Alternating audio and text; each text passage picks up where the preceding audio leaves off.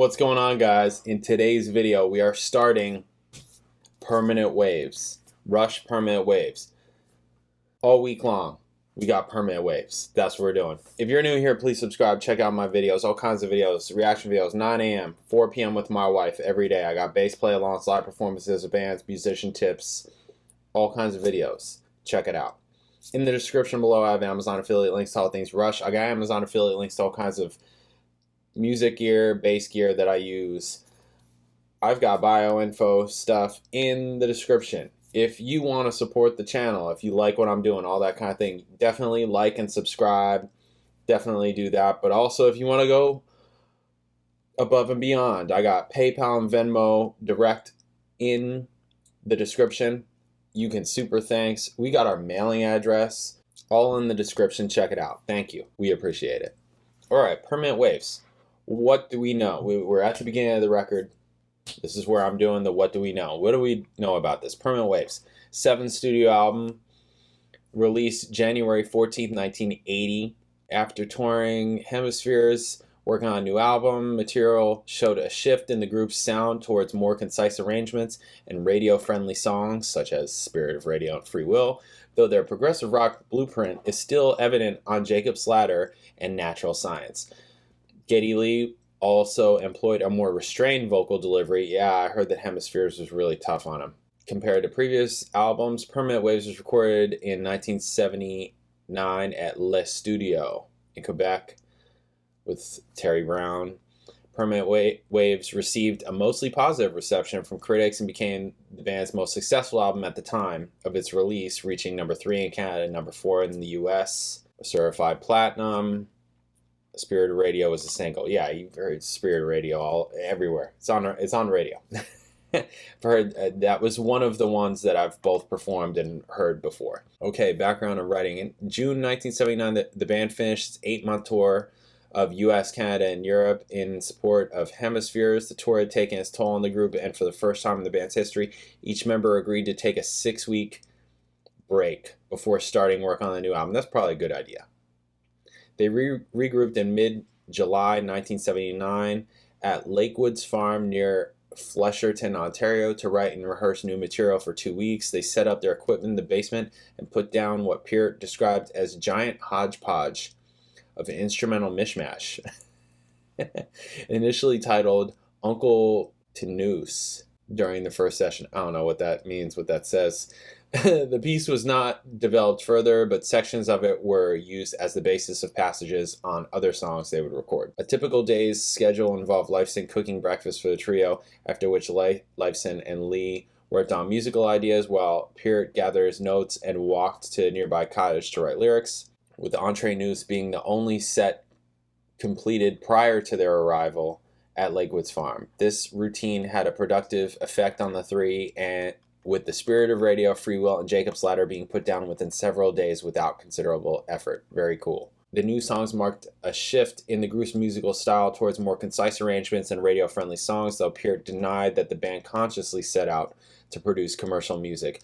Peart attempted to write a song based on Sir Gawain and the Green Knight, 14th century epic set in King Arthur's time, but it was abandoned after it was deemed too out of place with the other material. With some material prepared for Permanent Waves, Rush moved into Sound Kitchen Studio in Northern Ontario with Terry Brown to put their ideas on the tape.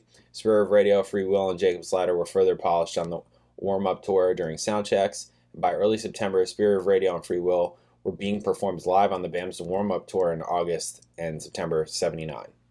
Cool. In September 79, Rush headed into the studio to record Permanent Waves with Brown and engineer Paul Northfield. Having recorded their previous 2 albums in Wales, the band felt it was time for a change and initially chose Trident in London, but canceled due to the high cost of studio time and accommodations. Yeah, the idea of working in a busy city environment became something they now wish to avoid and instead sought a remote location.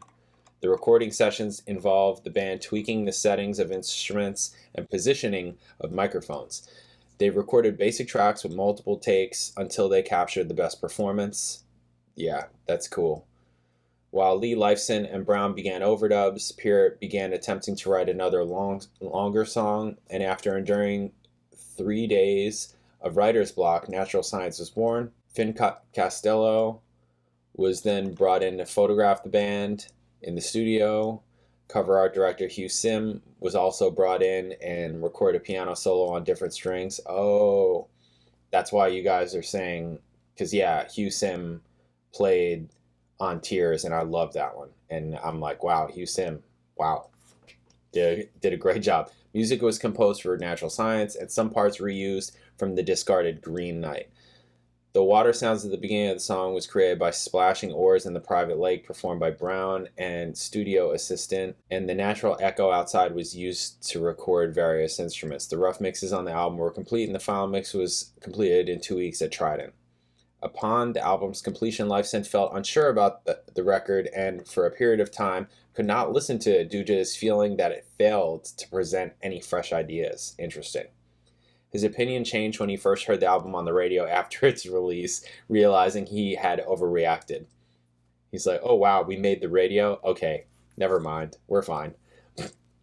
Okay, songs. Spirit of Radio, featuring the band's early experiments with reggae style, which was explored further on their next 3 albums, Moving Pictures, Signals, Grace, Under Pressure.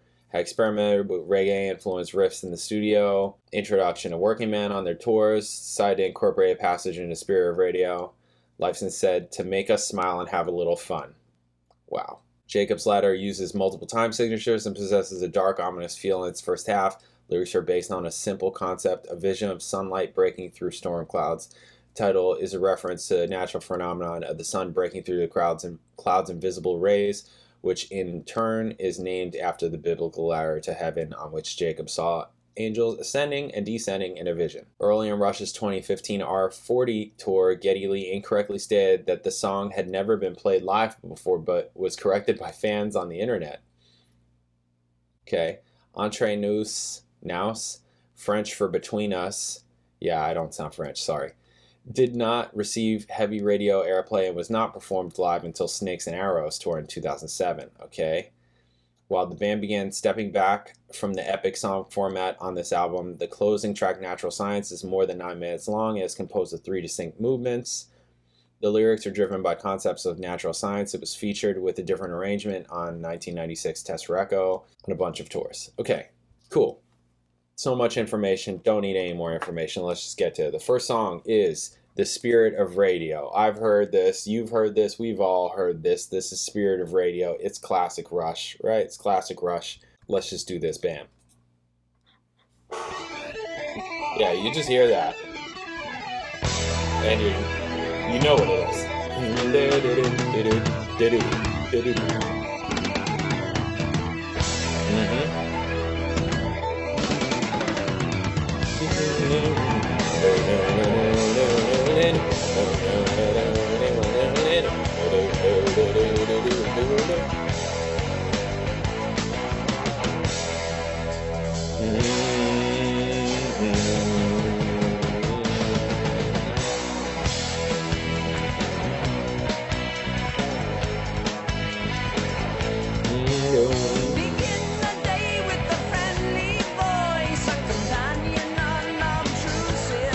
This is like all I knew of Rush before doing any of this. Was this and Limelight.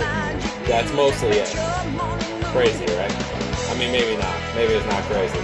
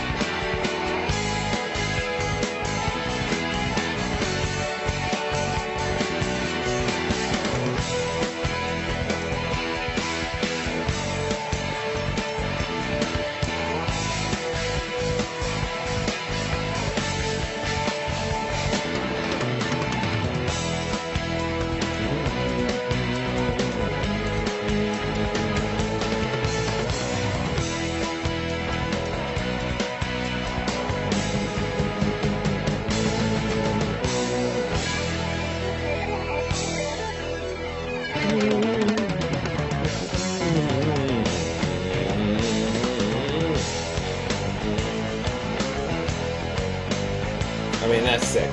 It's pretty cool. And then they go into this whole thing. Yeah. The words of the prophets were written on the studio wall. Concert hall.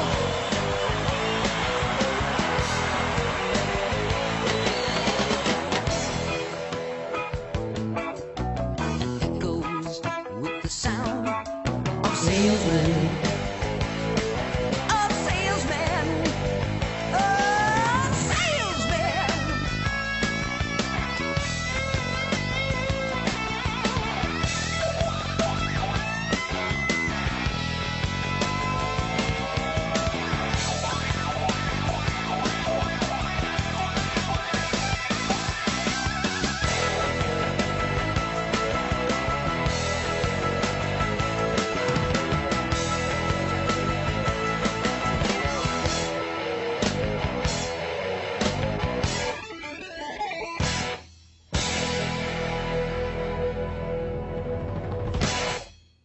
Classic. And a great start to an album. You know, great start to an album. It was great. It's just like hits you. Just right in your face, just right to the point. Sounds like Rush. Sounds like all of the elements that is Rush. So just like compact. You know, this is like them taking their opuses and just like wielding it into a tight format of a song. Here you go. Rush. Compact for you. Right? That's what this sounds like to me. Because it has all the elements. It's not some commercial song, you know, like pop song or whatever. It's not at all. So it's a great song. You know, you heard me sing along to enough of it. I know it. I've performed it before. It's a great song. So yep. Cool. All right. Awesome. Tomorrow, Free Will. I will see you then. Thanks for watching. Catch you tomorrow.